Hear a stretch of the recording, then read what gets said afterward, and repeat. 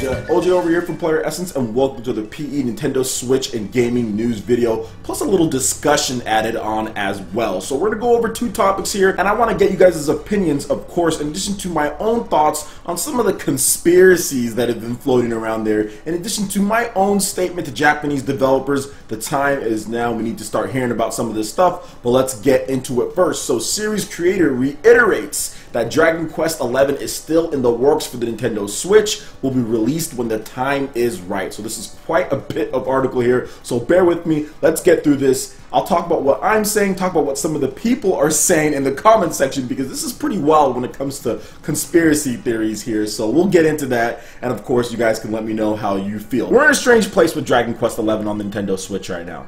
Last week, the long-awaited RPG launched in Japan on the 3DS and the PlayStation 4. Despite that, we still have yet to see a single image from the Nintendo Switch version. Square Enix has also chosen not to provide any information thus far. Nintendo Everything is riding. Now, Dragon Quest XI was actually announced for the Nintendo Switch way back in 2015 during the NX days. However, Square Enix said it was only considering bringing the game over to Nintendo's new platform. Square Enix then clarified that it was officially happening last year. We also received another confirmation when Switch was initially revealed. Finally, this past May, series creator Yuji Horii noted that they'll say something when they are able to. With Dragon Quest XI having been released, Horii has once again commented on the status of the Nintendo Switch version of the game in an interview with Japanese publication Senkai. He merely said that the company is working on it, but naturally it's coming out later. Meanwhile, Square Enix was also asked about the Switch version during its financial results meeting this past week. First, it was stated that Dragon Quest XI will be released on the console when the time is right.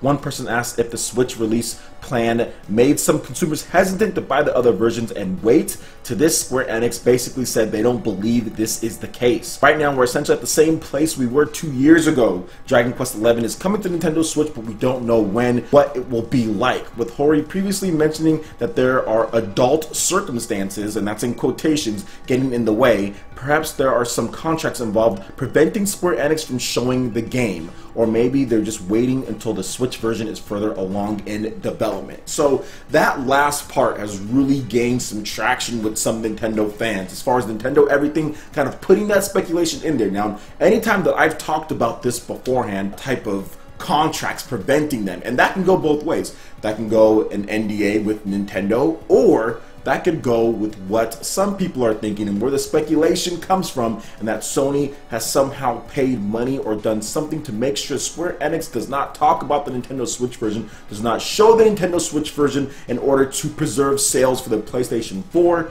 Sony knows that the Nintendo Switch is obviously going to be a more popular system. It's portable. If Dragon Quest owners really had to pick, and if they can get their hands, so let's just say they had a PS4 and they have a Switch, or they have the option of getting both, I would say the majority of fans in Japan would probably just buy the Switch version and not bother with the PlayStation 4 version, because the PlayStation 4 version, you cannot move it anywhere. And Square Enix and Sony did their best to make sure they let every single PlayStation 4 owner know, hey, there's remote play from the PS4 to the PS Vita, so you can have your handheld experience. Now, I don't know how many people just said, okay, I'll go with that and not ask about the Switch version, or if they're waiting, or whatever the case is. There are some facts out there, at least just things out there to look to see that they're probably waiting. At least a lot of Japanese consumers are. Dragon Quest XI boosted PlayStation 4 sales, but in Famitsu charts, when it comes to online and when it comes to retail, the Nintendo Switch still beat it out when there was stock available, even with Dragon Quest XI launching on the system. And of course, the portable version, the Nintendo 3DS, which doesn't have as good as graphics, which obviously isn't as big, and obviously the PlayStation 4 version is better unless you're looking for that 2D classic, you know, art style that they have, but essentially they're the same game. PlayStation 4 version is better. Of course, the Nintendo 3DS has way more systems sold in Japan, but that's because it's portable. And the whole thing is that what I'm seeing from the comment section is that people are kind of leaning towards Sony paying to make sure that Square Enix doesn't show anything about the Nintendo Switch version after a certain amount of time. So the PlayStation 4, so it looks like it has a console exclusive, the only place that you're going to get it in HD, the only place that you can play it to have the nicest graphics for your shiny TV. Now, do I believe that? You know, there's been so many stories out there. I remember last generation there was an investor that came out and said something, or not an investor, but somebody, an analyst, there we go, a Japanese analyst that came out flat out said Sony was buying these games in order to them to not appear on Nintendo Wii U, you know, for example. And I don't know if that's true, but he flat out said it. Obviously, it wasn't reported on by major media or anything, and it was a respected analyst. I don't remember exactly what his name, but he did put that out there. There's been rumors about that happening with other games as well, including Monster Hunter World. So I'm not sure if that's the case. Obviously, we don't know. There's no real proof to back that up, but you have to sit back and look as far as what Sony is spending on, you know, on games and say that, hey, it's a possibility. I mean, honestly, if you look at like Atlas, for example, why would they not want, you know, Persona on the Switch? Why would you really keep it off of that system unless Sony just said flat out, keep it here for however long? Because, like I said, the example is Persona 4 Golden, you know, on the PS Vita, outselling Persona 4 on the PlayStation 2 despite the huge gap in sales of the system in Japan, yet the PS Vita version outsold the PlayStation 2 version. So people just love that portability, and Sony knows that in Japan, and really maybe they're only doing this to keep somewhat of a hold in Japan when it comes to certain things. So I don't know, I'm just throwing some things out there. I'm not going to sit here and say yes, Sony is 100% doing that, because that's the speculation that's going on. Now I've kind of hinted more towards, or at least what I think is the NDA situation. We're going to have some maybe exclusive content in there. Maybe they're working with Square Enix in order to have some exclusive content, and they want to have its own window to shine. We've seen this before with other games, right? We've seen this with Nintendo.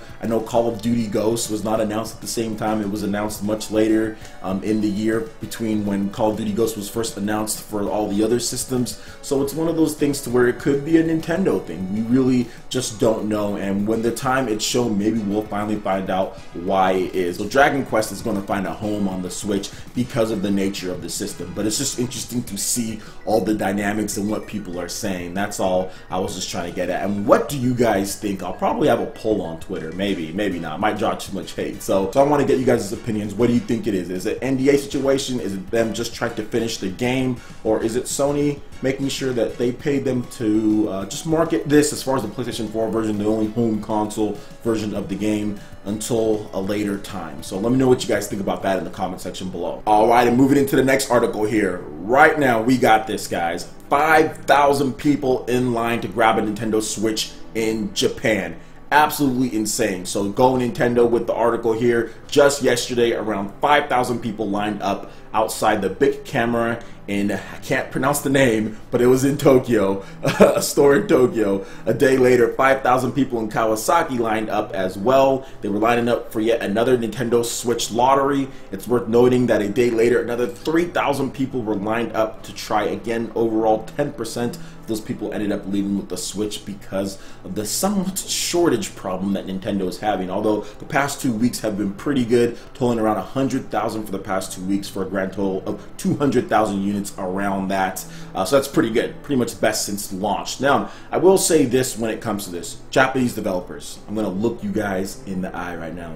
Bandai Namco, all the developers, Square Enix, it's time. I don't care what x86, PC, whatever game you're developing, I do not care. Unless there's some type of contract where it's purchased and paid exclusive, you know, or there's some reason there's a purchase and pay to where it's not going to be on the Switch, there shouldn't be a single game announced at this point and on that doesn't have a Switch version, or at least an announced Switch version. Maybe you'll bring later. I know you're probably working on PlayStation 4 and PC and Xbox One, and then maybe later you can bring the Nintendo Switch version, but there shouldn't be a single game lined up. Now, I'm not saying that they have to announce all of them, but anytime there's another announcement for a game, whether it's the end of this year or whether it's next year, if you're a Japanese developer, there's absolutely no reason that it shouldn't be on the Switch. Obviously, the Switch is going to be a massive hit in Japan. It has the chance to even do way better than the Nintendo 3DS, and you have that HD system. It's portable, it's home console. There is no reason to not support the system. Not only that, but I think that there is no reason why all of the ports shouldn't be coming as well later down the line. So for example, like Code Vein, that's been in development for quite some time. I understand why there's no Switch version, but after the game is released, you should announce we're porting a Switch version. You know what I'm saying? There should be an announcement. Tokyo Game Show should have multiple announcements for Nintendo Switch. I don't want to see any of this to where, oh, well, maybe we'll wait afterwards or anything like that. There should be multiple announcements. And like I said, I'll be patient with it, but there is no reason after seeing all this. You didn't see this with PlayStation 4 months after the launch. You didn't see this, heck, with even 3DS. I think maybe the stock situation was better, but you didn't see this. This is pretty much a phenomenon at this point as far as getting these Nintendo Switches. And when Nintendo does get that stock back into where they can satisfy all of these people, expect sales to regularly average 70, 80, 90, maybe even more each week. Especially this holiday season, I think Nintendo's going to come through. We could see sales around 500,000, 600,000 a week if Nintendo can actually provide the stock. Who knows if they'll be able to, but yeah, we can see massive sales. As much as Nintendo can produce, they will put out there. People will buy at this point because the Switch is such a hot item, and it has Xenoblade, Fire Emblem Warriors, and Mario Odyssey all coming out this year at the end. Heck, next month in Japan they're getting Fire Emblem Warriors, so already right there, that's big. Then Pokken Tournament right after that, that's going to be a good seller as well. So there's no reason at this point, if you're a Japanese developer, look, I understand Code Vein, x86 and all that, but there needs to be a Nintendo Switch version. It's almost a waste of money in my opinion. Even though it's an easier port to Xbox One, it's almost a waste of money and time to really just say, oh, we're going to put this on Xbox One, when you know good and well that game would probably get demolished by a Switch version of it. So it's time to just do a little bit of extra work coding. It's time to say, hey, okay, we understand it's ARM, might have to make some sacrifices here and there, but the time is now. And we're seeing developers do that. I'm not trying to sit here and put the whole Japanese industry on blast. We're seeing Square Enix coming up, you know, announcing games. We see Koei Tecmo doing a great job with their games as far as Nobunaga's Ambition and Knights of Azure 2 all launching day and date on the Nintendo Switch. But it's time for Sega. That's another publisher. Phantasy Star Online 2. It's time to put that on the Switch if you really want to see something, you know, bump up there. It's time to start bringing more than just Sonic. There needs to be some other titles as well. Atlas, I know they got Shin Megami Tensei 5, but hey, it's time to start putting some of your backlog on there as far as maybe some collections and things like that for the Nintendo Switch. So I think 2018 is going to be a lot bigger year, don't get me wrong, but I'm just saying this right now. And after seeing all this, after seeing the past 2 weeks of sales, after seeing the hype that's going down with the Splatfest and Splatoon, selling another 100K in Japan again, it's just time. There's no excuse not to put those games on the Switch. Now, I can understand for some of the Western developers, still at this point, the Western devices as far as PS4 and Xbox One doing very well. Well, more like PS4 doing extremely well. So I can understand if there's a little bit of hesitancy based on the type of games that Nintendo fans play and all that, but I would still like to see them come. But in Japan particularly, there should be nearly 100% support when it comes to no contracts being bought out to be a Sony exclusive or something like that. So let me know what you guys think about both of these articles here. I would love to hear you guys' thoughts. Alright guys, that wraps it up for this video here. Go ahead and check out the links in the description below. We've got Facebook, we've got Twitter. Go ahead and give us a like and a follow on our social media. Really helps us spread the content of PlayerEssence across the interwebs in addition to YouTube. Also make sure you check out our Patreon page, pledge any tier, and be entered in to win some awesome prizes each month. In addition to that, we have $10 prize eShop tournaments for Mario Kart 8 Deluxe, Splatoon 2, and more. So support PE Live and PE Arena right here on PlayerEssence. Also make sure you hit that like button if you did like this video. Lets me know you guys want more content like this going forward in the future. And subscribe to PlayerEssence for the latest news, reviews, discussions, and more. Thank you so much for watching, and we'll catch you ninja for the next video. Peace.